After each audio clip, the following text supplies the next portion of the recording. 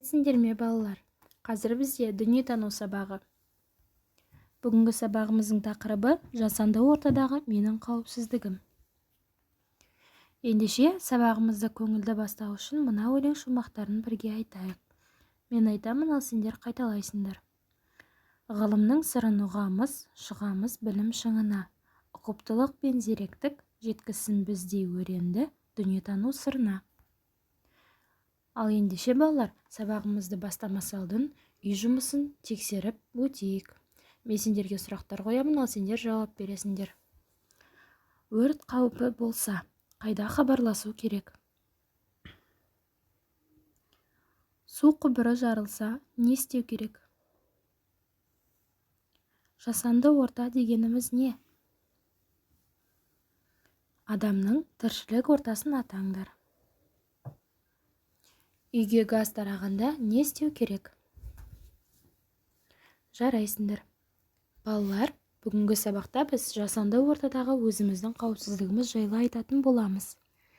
Ендеше мына суретке назар аударыңдаршы, не көріп тұрсыңдар? Күн сайын үйден шыққан адамға түрлі жағдайлар кез болуы мүмкін.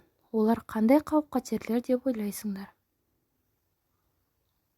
Адам қолымен жасалған жасанды орта деп елді мекендерді, тұрғын үйлерді, жолдарды, көлік құралдарын, техникалар мен басқа да көптеген дүниелерді айтуға болады.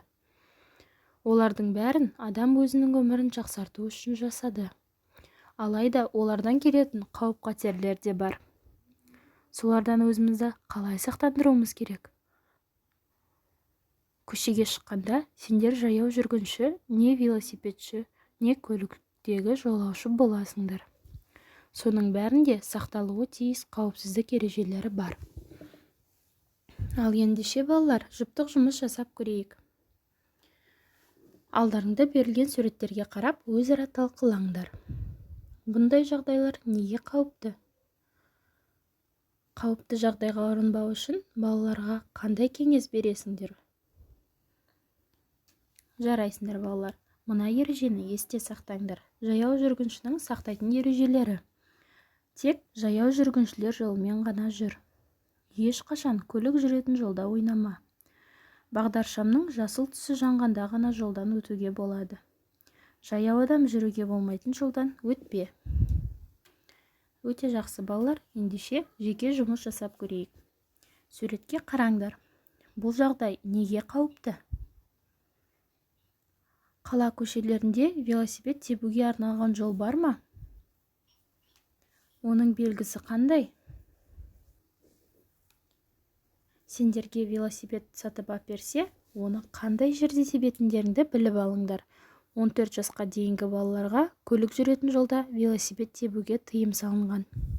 Ал егер жолдан өту керек болса, велосипедтен түсіп, оны рулінен ұстап, жаяу жүргіншілердің жолымен өтулерін қажет. Жақсы балалар, ендеше бір сергі балайық. Ары қарай жалғастырамыз, жеке жұмыс жасап көрейік. Мына ережеге назар аударыңдар. Көлікте отырған жолаушы қандай ережелерді білу керек? Түсіндіріп өтіңдер. Жолаушының сақтайтын ережелері. Көлікте келе жатқанда терезеден басыңды шығарма.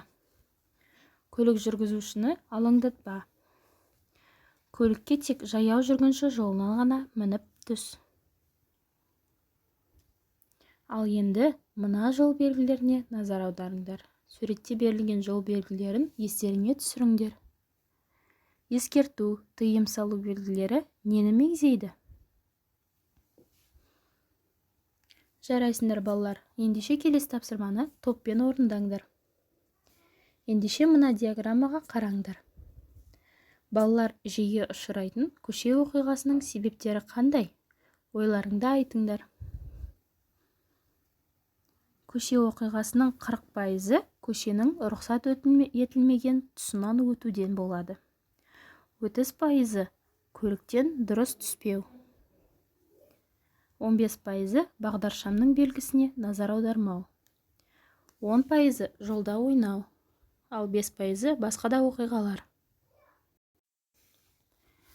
Мына ережені де естеріңде сақтаңдар. Қауіп-қатер төнгенде сақталатын ережелер. Қауіп туындайтын жағдайларды алдын ала болжау. Мүмкіндігінше қауіпті жағдайдан аулақ болу. Қауіп төнген жағдайда ғана әрекет ету. Келесі жаттығу. Балалар, мен қазір әр топқа жағдаяттар беремін, ал сендер ақылдасып сол жағдаяттың шешуін табасыңдар. Ендеше бірінші топ. Көшеде танымайтын адам сендерді алып келу үшін аналарың жұмсап жібергенін айтса, не істер едіңдер? Екінші топ.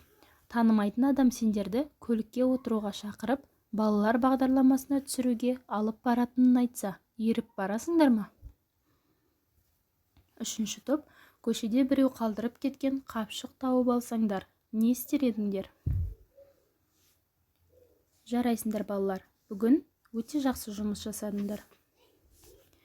Ендеше сабағымызды қорытындылап өтейік. Жетістік баспалдағы әдісі арқылы сабағымызға кері байланыс беріңдер. Бұл жерде 3 түрлі баспалдақ бар. Бірінші, ол жұлдыз. Ол ештеңе түсінбедім дегенді білдіреді. Екінші баспалдақ, әлі де сұрағым бар. Түсінбеген жерлерім бар дегенді білдіреді. Ал жасыл баспалдақ, барлығын түсіндім, сабақ ұнады дегенді білдіреді.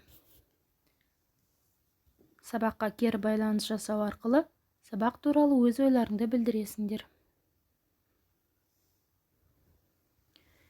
Жақсы балалар, сендерге көп рахмет, сабақ аяқталды.